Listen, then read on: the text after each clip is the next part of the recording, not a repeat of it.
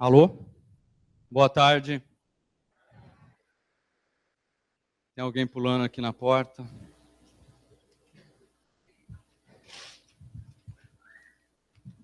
Podemos começar? Para aqueles que não me conhecem, meu nome é Rodrigo.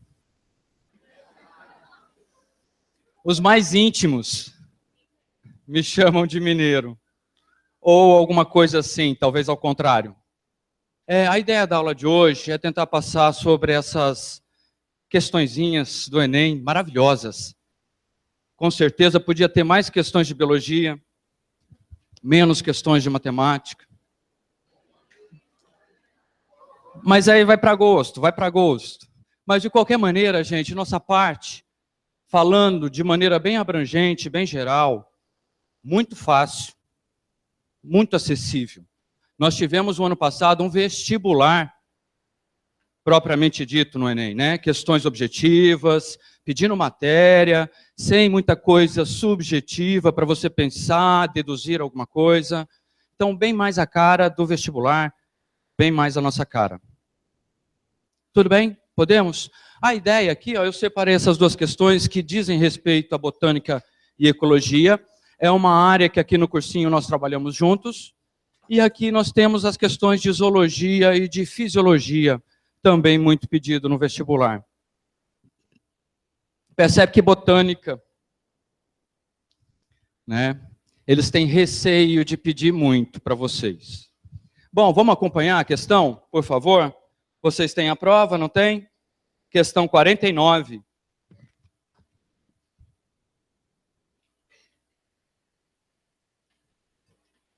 Todos? A indústria têxtil utiliza grande quantidade de corante no processo de tingimento dos tecidos. O escurecimento das águas dos rios, causada pelo despejo desses corantes, pode desencadear uma série de problemas no ecossistema aquático. Considerando esse escurecimento das águas, o impacto negativo inicial que ocorre Bom, então nós temos um problema, um distúrbio que ocorreu no ambiente, tá certo? Vai impactar o ambiente aquático e vai escurecer esse ambiente. Bom, o que temos que contar viventes nesse ambiente? Nós temos que saber que lá tem uma cadeia alimentar, tem produtor, consumidor primário, consumidor secundário.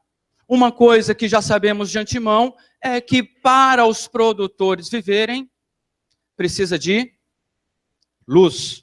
Um processo básico onde eles vão fazer fotossíntese. Tudo bem? Fotossíntese, se vocês lembram, é subdividido em fases. A fase de claro e a fase de escuro.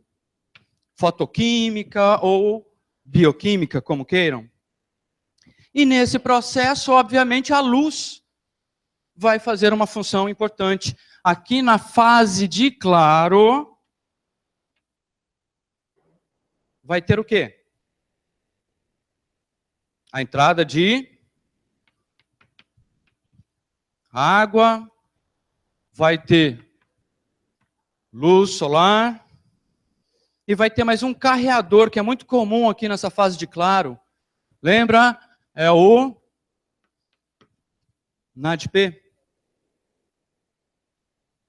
Já ouviram falar nisso? Já a gente comenta. A fase de escuro, para completar o processo de fotossíntese, aí vem a participação do gás carbônico. Lá da fase de claro, virá o quê? Hidrogênio. Lá também virá o hidrogênio na forma de NADPH2. E é assim que vamos fazer o processo de fotossíntese, que é acumular gás carbônico numa molécula chamada de glicose. Tudo bem? Vamos lá recapitular?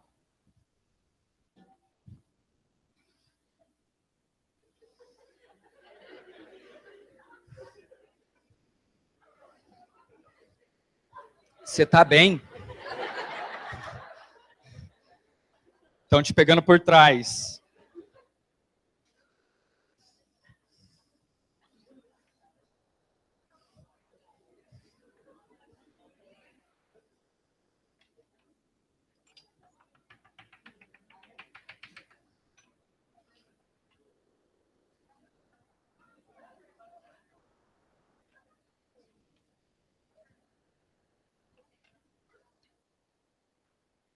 Ok, nós já mandamos chamar o SAMU aqui. O extintor está bem. Bom, para a gente falar um pouquinho sobre fotossíntese, que é o tema central sobre essa questão, nós temos no vegetal uma região que produz muita fotossíntese, a região foliar. As folhas têm o que a gente chama de parênquimas, palissáticos, parênquima lacunoso, que é formado por células que contêm grande quantidade de cloroplasto. Cloroplasto é a organela lá dentro da célula responsável pelo processo de fotossíntese. Lá dentro dessa organela do cloroplasto tem membrana revestindo, e aqui dentro tem essas pilhas de pigmentos, chamados de tilacoides, e tem uma massa citoplasmática que a gente chama de estroma. A fase de claro ocorre na região dos tilacoides. A fase de escuro ocorre na região do estroma. Aqui, esses pigmentos que a gente chama de clorofila, de maneira geral, é o pigmento que mais absorve luminosidade, mais gera fotossíntese. Ele vai captar a luminosidade aqui. Vai excitar elétrons, vão gerar a produção de ATPs. E nisso vai ter o que a gente chama de fotólise da água, ou reação de Rio, que é a quebra da água pela ação da luz. Da água, necessitaremos do hidrogênio. O oxigênio não necessário vai ser eliminado para a atmosfera, para a nossa respiração. Tudo bem? E aí vem esse NADP com hidrogênio, vem o ATP e vamos montar a molécula de glicose, juntando carbono e conservando a energia nessas ligações. A glicose, produzida na região foliar, vai ser distribuída por todo o vegetal, mesmo nas regiões que não há produção de fotossíntese. Tudo bem? Então, com escurecimento das águas, você vai impedir a entrada de luminosidade. Isso vai interferir o processo fotossintético dos produtores aquáticos. Você vai ter uma menor diversidade e quantidade de vegetais. A alternativa melhor aí? C de certinha. A melhor.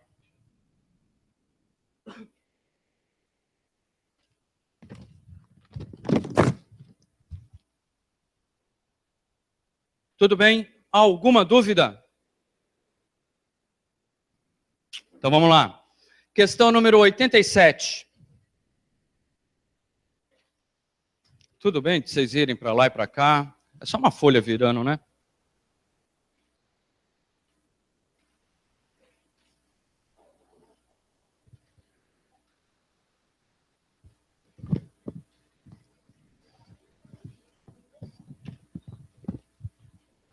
Tudo bem, companheiros? O nitrogênio é essencial para a vida e o maior reservatório global desse elemento, na forma de N2, é a atmosfera. Os principais responsáveis por sua incorporação na matéria orgânica são micro-organismos fixadores de nitrogênio gasoso, que ocorre na forma livre ou simbionte com as plantas. Animais garantem sua necessidade metabólica desse elemento pela... Então, vamos lá. Estamos falando sobre o ciclo do nitrogênio, não é? Ciclo dos nutrientes é um assunto muito comum, muito peculiar na ecologia. Devemos saber, não é? Precisamos pelo menos saber aqueles elementos essenciais à vida, ou não? Carbono, hidrogênio, oxigênio e nitrogênio é o que é comum aos... Veio uma pergunta aqui. Comum aos seres vivos. O carbono vem do gás carbônico, o hidrogênio está no ar atmosférico, está na água, o oxigênio vem da fotossíntese, e o nitrogênio? O nitrogênio ele tem um ciclo todo diferenciado, tá? Para termos disponíveis para nós, outros seres vivos têm que adequar a forma do nitrogênio para a gente poder absorver. Nós normalmente absorvemos na forma de nitritos e nitratos, certo? Mas na natureza tem abundância na forma de N2. Na nossa respiração normal, o nitrogênio que entra não é captado, não é assimilado dessa maneira. Tudo bem? Como é que nós vamos utilizar esse nitrogênio? Para que serve o nitrogênio? Normalmente o nitrogênio está ligado com as proteínas. Ele está embutido lá dentro dos aminoácidos, na ligação peptídica. Esse nitrogênio é necessário. Toda vez que você quebra a proteína, forma a proteína, esse nitrogênio fica circulando no nosso organismo. Tudo bem? Mas como que vai acontecer isso? No ambiente, existem formas simbióticas que podem pegar o nitrogênio gasoso e fixá-lo na região do solo, na forma de nitritos, na forma de nitratos, para a absorção dos vegetais. Nós vamos ter bactérias do gênero Rhizobium, que vão fazer essa fixação. Essas bactérias normalmente estão associadas às plantas denominadas leguminosas. Sabe um pouco de vegetal, não? Leguminosas são as plantas que dão legume, tá certo? Vagem ou legume, talvez fique mais fácil para você. O feijão, a soja, a ervilha, e todos esses têm bactérias associadas às suas raízes que fornecem nitrogênio ao solo.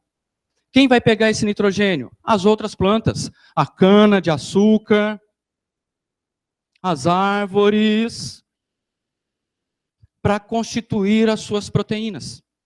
Ok? A partir daí vem a... Minha vaca é toda estilizada, tá? É um lance meio naif, não é? Bem primitivo, bem arcaico. Mas, de qualquer maneira, aí nós vamos começar o processo da cadeia alimentar. Esse nitrogênio na forma de proteína vai ir para o animal e a gente vai lá, come o animal, pega essa proteína, pega esse nitrogênio e assim por diante. Então é através da cadeia alimentar que esse nitrogênio vai ficar disponível. Não é cheirando, não é respirando. Nós temos que nos alimentar de nitrogênio. Bacana? Tem mais sobre o ciclo, né? Ciclo tem que ir e tem que voltar. Esses daqui vão morrer. No processo de decomposição desses animais, o solo não vai deixar esse nitrogênio escapar. Ele vai fixar no defunto, vai deixar o nitrogênio no solo, na forma de amônia. Esse processo é chamado amonificação, porque é feito por bactérias decompositoras de seres vivos. Tudo bem? Mas a amônia, os seres vivos não utilizam. Então vai vir um conjunto de bactérias, chamadas bactérias nitrificantes, que vão converter essa amônia em nitritos, em nitratos, para os vegetais e animais utilizarem. E no final de tudo, esse nitrogênio, uma parte vai voltar para o ambiente. Novamente, são bactérias que agem no ciclo. São as bactérias desnitrificantes. Normalmente, a gente encontra essas bactérias em lagoas, em água parada. Já andou em brejo? Não precisa falar o que você estava fazendo lá. Simples, sim, não, pensa aí na cabeça. Já chegou perto de uma poça que tinha aquela lâmina meio dourada por cima, normalmente ali um cheiro meio esquisito de ovo, é esse nitrogênio saindo novamente para a atmosfera, completando o ciclo. Entendem? O tanto que é importante? O tanto de variância que podiam perguntar do ciclo, só perguntaram como é que se obtém esse nitrogênio. Beleza? E o excesso de nitrogênio? O que a gente faz com ele? Elimina na forma de excreta nitrogenada entre os animais, amônia, ureia ou ácido úrico. Tudo bem? Só um minutinho.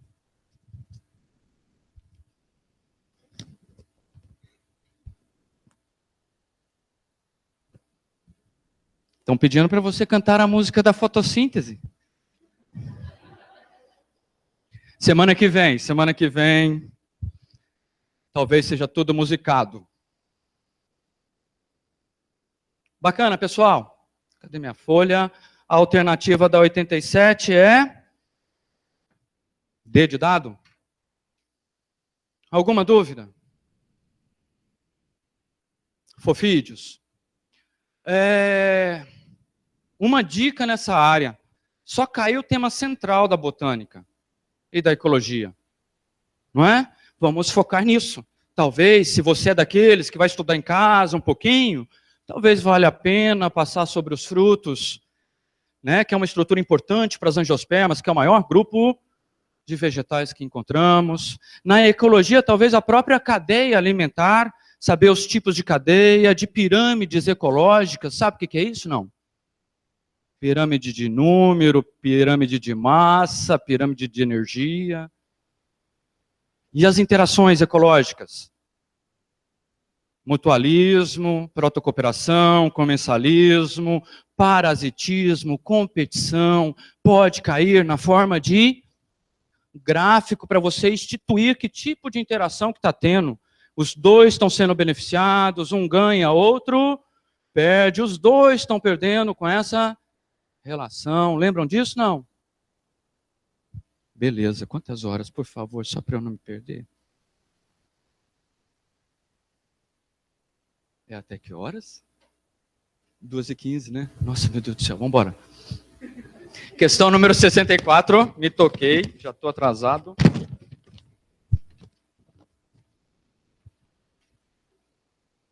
Cara, e você vê que a natureza vai lá e prestigia o professor.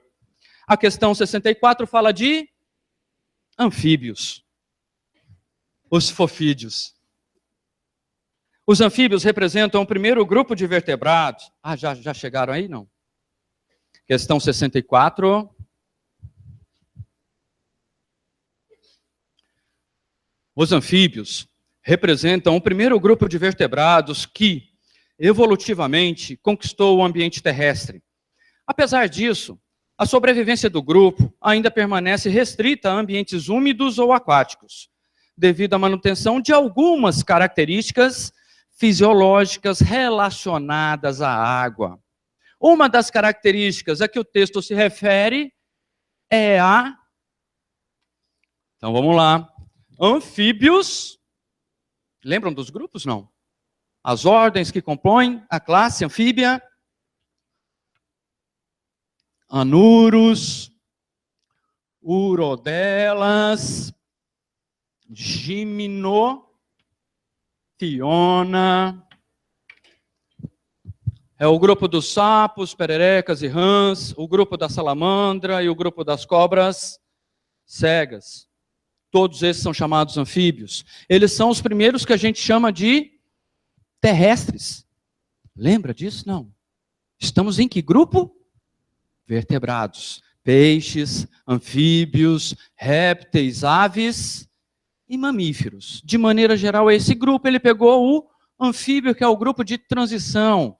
Dentre todos, é os que menos são procurados, os que menos são estudados, mas eles guardam características importantes dessa conquista terrestre. Beleza? O que eles têm que conquistar o ambiente terrestre? 4 patas. Não é? Eles são os primeiros tetrápodas, que a gente chama. Eles vão unir os membros da coluna vertebral para se locomover no ambiente terrestre. Lembra disso? Depois vai ter uma respiração cutâneo-pulmonar na fase adulta. Beleza? Facilitando a captação de gases no ambiente aéreo. Mas o que ainda restringe ao ambiente aquático? A reprodução, não é? O jovem, o girino ainda tem que se desenvolver no ambiente aquático. Tanto o sapo macho quanto o sapo fêmea, eles são ovulíparos, não é? O macho não tem pênis. Eles têm que liberar esses gametas no ambiente aquático. Mas se perceberam, não tem essa resposta aí. Vamos ter que associar. Outra coisa que os aproxima ao ambiente aquático é a sua pele nua, sem nenhum revestimento, sem nenhuma proteção. A respiração cutânea vai precisar que essa pele esteja sempre úmida para fazer essas trocas gasosas. Então, o tipo respiratório, cobertura corporal delgada e altamente permeável. Isso a gente sabe, não é? Já jogou sal no sapo? Próxima vez, joga no seu olho. Vai dar o mesmo resultado. Você vai pular igualzinho a um sapo. Beleza? E o coitado não vai sofrer tanto. Uma questão de vertebrado. Talvez esse ano seja de invertebrados. Insetos. Que cai bastante. Você vai estudar hoje ainda, não é? Ou não? Então tá. Alternativa D de dado. Questão número 66.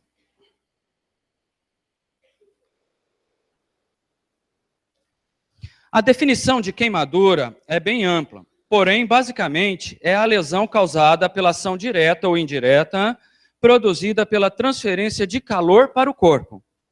Sua manifestação varia desde bolhas, que ele chama aí de flictenas, até formas mais graves, capazes de desencadear respostas sistêmicas proporcionais à gravidade da lesão e sua respectiva extensão. Muitas vezes, os primeiros socorros prestados à vítima, ao invés de ajudar, acabam agravando ainda mais a situação do paciente. Talvez o cara queira te matar mesmo, né? Não foi um acidente. Ao se deparar com um indivíduo que sofreu queimadura com formação de flictena, o procedimento dos primeiros socorros que deve ser realizado antes de encaminhar o paciente ao hospital é colocar gelo. Você já colocou gelo na pele normal? Qual que é a sensação? Então, talvez você só piore a situação, não é? Colocando gelo. Utilizar manteiga. É assim que começam as receitas da Ana Maria Braga. Use manteiga, bacon, farinha. No final, uma banana. Estará pronta uma deliciosa farofa. Não? Tá. A ideia de aparecer esses elementos não é abstrato, não. Tá? Se você entrar em qualquer site de queimadura, a primeira coisa que eles falam é não fazer isso daqui. Tudo bem? Porque normalmente tem outros tipos de substâncias nesses elementos. Como, por exemplo, passar creme dental. Da onde deve ter surgido isso? Bom, o que falam é que quando você passa, a sensação de dor alivia. Dá um frescor na queimadura. Mas normalmente, gente, creme dental tem abrasivos, tem flúor, tem aquele negócio para friccionar no dente, para tirar a sujeira, tá? Isso acaba piorando a queimadura. Bacana? perfurar a flictena para que a água acumulada seja liberada. Aí desidrata geral, né? A água que você conseguiu guardar, você joga para fora, faz aquela bolha, aproveita para pegar uma infecção, né? Que a ferida vai estar aberta, e aí você vai ficar feliz. Então, assim, a única coisa que o cara não vai fazer, não é? Mas é a correta. Cobrir o flictena com gases molhadas para evitar a desidratação. É muito comum eles receitarem você ficar com a região queimada debaixo de água corrente, tá? Fresca para diminuir um pouco a dor e aí você ir diretamente ao hospital. Percebem que, na verdade, ele não falou órgão, nenhum local específico. Já pensou se queimou o olho? Aí já não tem mais o que fazer, né, camarada? Liga para a emergência, que eu não dou conta de resolver esse problema. Se cair comigo, nem paninho molhado eu coloco. Tá? Eu saio correndo, vou lá no SAMU, correndo, chamar eles. Bacana, beleza? Então, na verdade, essa daqui é uma questão para saber se você está lendo as questões. Ou se você está chutando só no gabarito qual é a resposta correta. Beleza? Porque, no mínimo, se você der uma olhada nessa questão, você, direto ou indiretamente, vai se apaixonar pela questão correta. Tudo bem, pessoal? Também tem disso no Enem, né? Muita gente vai lá sem paciência, escolhe uma letrona e vamos embora. Para que resolver tudo isso?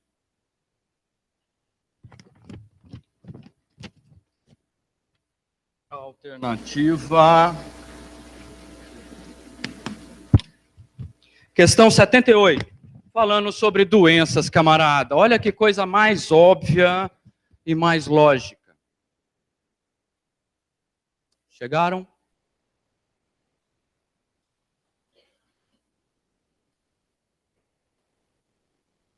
Euphorbia mili é uma planta ornamental amplamente disseminada no Brasil, conhecida como coroa de Cristo. Todo mundo conhece coroa de Cristo? Não, é aquele estufinho assim espinhudo, normalmente tem na porta de banco para você não sentar. Aqui no cursinho também tem um punhado na cerca viva. Ele tem um punhado de espinho, assim, você tira a folha, elas saltam látex. Euphorbia, da família Euphorbiaceae. Euphorbiaceae são plantas que dão látex. É o caso do ficus, é o caso da seringueira e é o caso da coroa de Cristo. Cadê? Perdi. O estudo químico do látex dessa espécie forneceu o mais potente produto natural moluscicida, a miliamina L. O uso do látex em água infestada por hospedeiros intermediários tem o potencial de atuar no controle da pergunta direta, sem rodeios. Que porcaria de doença que tem molusco como transmissor?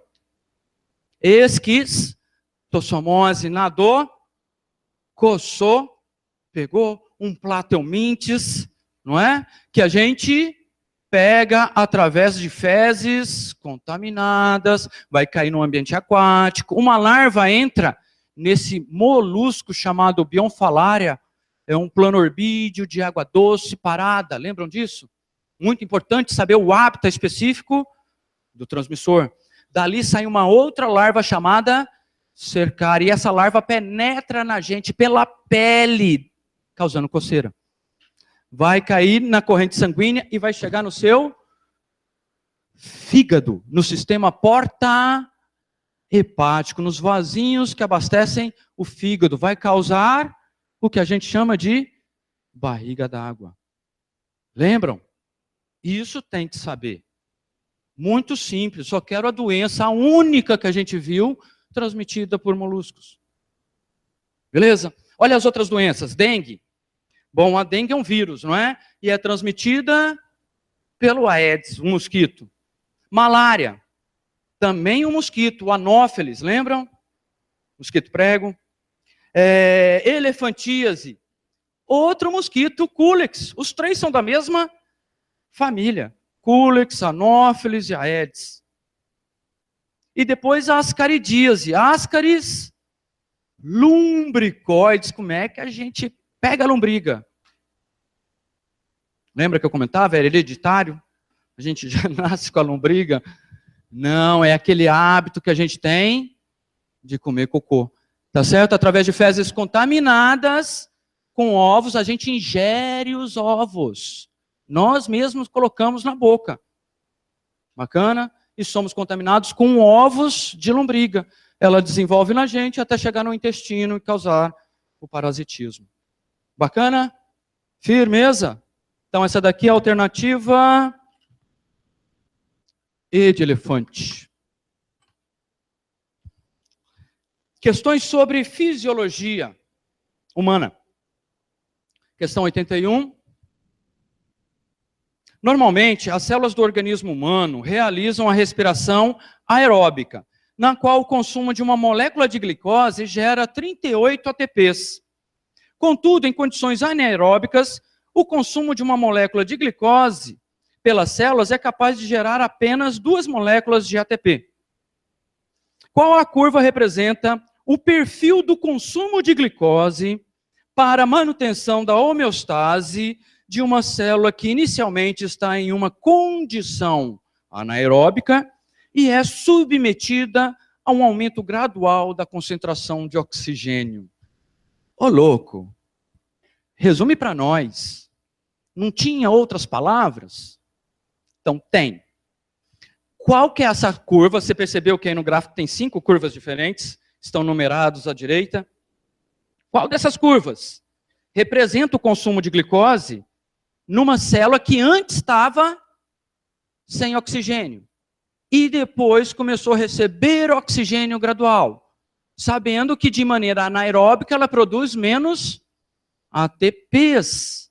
E com respiração aeróbica, com oxigênio, cada glicose vai gerar mais ATPs. Então dá para imaginar essa situação, não? Você tem uma célula com escassez de oxigênio. Ela está quebrando glicose na forma de fermentação. Não é isso? Só está gerando 2 ATPs por glicose. Para ela sustentar essa célula, está tendo que gastar muita glicose.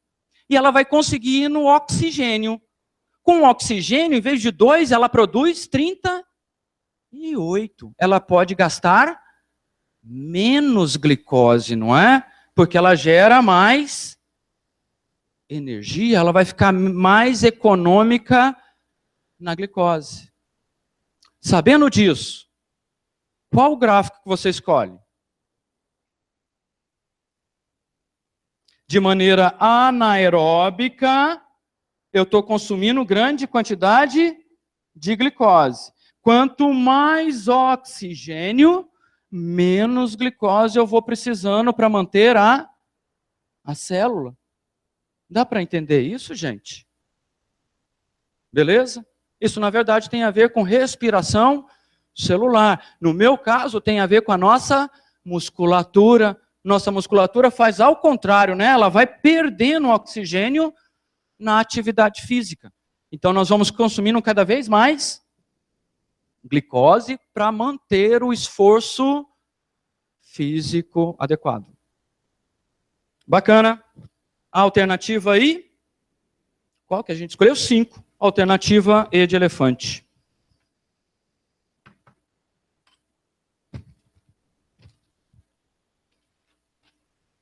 É a última? É a última. Quantas horas? Isso, vai dar certinho. Durante uma expedição, um grupo de estudantes perdeu-se de seu guia. Ao longo do dia em que esse grupo estava perdido, sem água e debaixo de sol, os estudantes passaram a sentir cada vez mais sede. Consequentemente, o sistema excretor desses indivíduos teve um acréscimo e um dos seus processos funcionais. Gente, sistema excretório. Opa, perdão.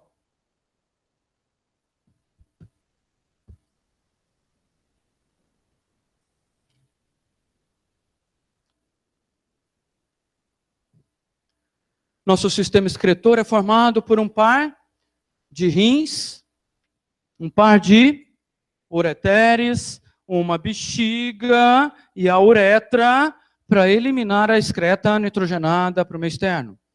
Não é? As excretas nitrogenadas, no nosso caso, são produzidas no fígado. É ele que transforma a amônia em ureia, no nosso caso.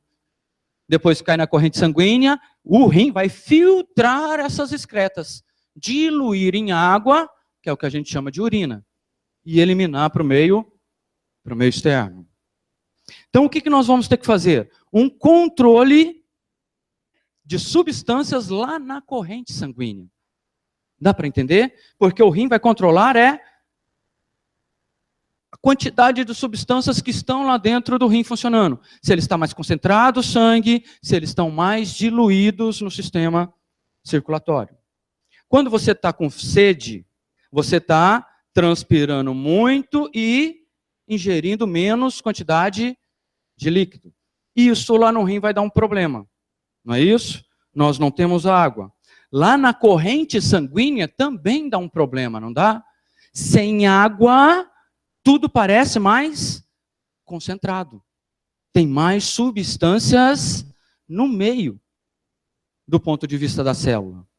Então, uma das possibilidades que temos é fazer o rim funcionar eliminando sais minerais. Bacana? Tirando sais minerais, diminui um pouco a concentração do sangue. Ele fica um pouquinho mais diluído. Então, ao invés do que a gente imagina normalmente, de maneira direta, que a gente vai parar de urinar, pelo contrário, a gente continua urinando, mas tentando eliminar esses sais minerais. Lembram lá dentro do rim? A estrutura formadora do rim, que era chamada de néfron. Aqui tinha uma estrutura que a gente chamava de cápsula de Bowman, túbulo contorcido, proximal, alça néfrica ou alça de Henle e túbulo contorcido distal. Aqui começa a formação do que a gente chama de filtrado, que é tudo que a cápsula consegue tirar do sistema circulatório. A partir desse filtrado, nós vamos reabsorvendo algumas coisas. Então, o rim quantifica. Aqui é a saída dos sais minerais. Aqui também reabsorveremos glicose. Tudo bem, pessoal? Lembram dos hormônios que agem aqui? Já ouviram falar? Os hormônios reguladores são produzidos aqui em cima, nas suprarrenais. Aqui nas suprarrenais será produzido os mineralocorticoides e os glicocorticoides. Aldosterona, cortisol também podem ser chamados. Esses dois hormônios vêm aqui no túbulo contorcido proximal regular essas duas substâncias. O quanto que a gente tem que absorver, o tanto que a gente tem que eliminar. No caso de uma sede extrema, vem o hormônio avisando, joga tudo fora. Sais minerais não absorve mais. Vamos tentar jogando eles fora, que é a primeira coisa, inútil. Joga eles fora para a gente ver se regula a concentração do sangue, para o seu corpo não ter um colapso. Bacana? Beleza. A melhor alternativa aí, companheiros, é a alternativa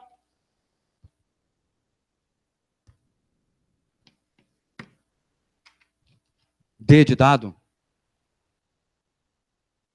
Obrigado.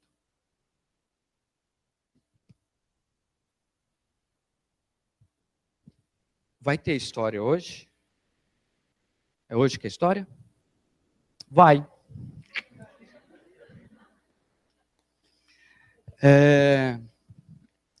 Pessoal, só para terminar, fazer uma conclusão da área. O Enem é uma prova demorada, difícil. Na verdade, quem vai ganhar um pouquinho mais vantagem dos outros, é aquele que tiver um pouquinho mais de paciência. A resistência, às vezes, é testada no meio da prova. 90 questões, sentado na carteira, no outro dia, vai perder Faustão, vai perder, punhado de programa legal, para fazer prova. Tudo bem? Mas são esses desafios. Sabe por que que é legal? Porque a gente não sabe o que vai ser o amanhã. Na hora que a gente for aprovado na faculdade, no vestibular, vai ser um mundo novo. Vamos planejar daí para frente. A merda que eu fui, não importa. Agora eu sou outro, sou de nível universitário. Sou um merdão. Tudo bem, pessoal? Como dica, no caso da zoologia, tentem ver invertebrados. Dentre os invertebrados, os artrópodes são os maiores grupos. Essa coisa meio lógica que o Enem está jogando. Na parte de fisiologia, se quiser rever o sistema digestório, o sistema excretor, para saber falar um pouquinho mais sobre esse assunto. Beleza? Aquele beijo na bunda. Tudo de bom para vocês.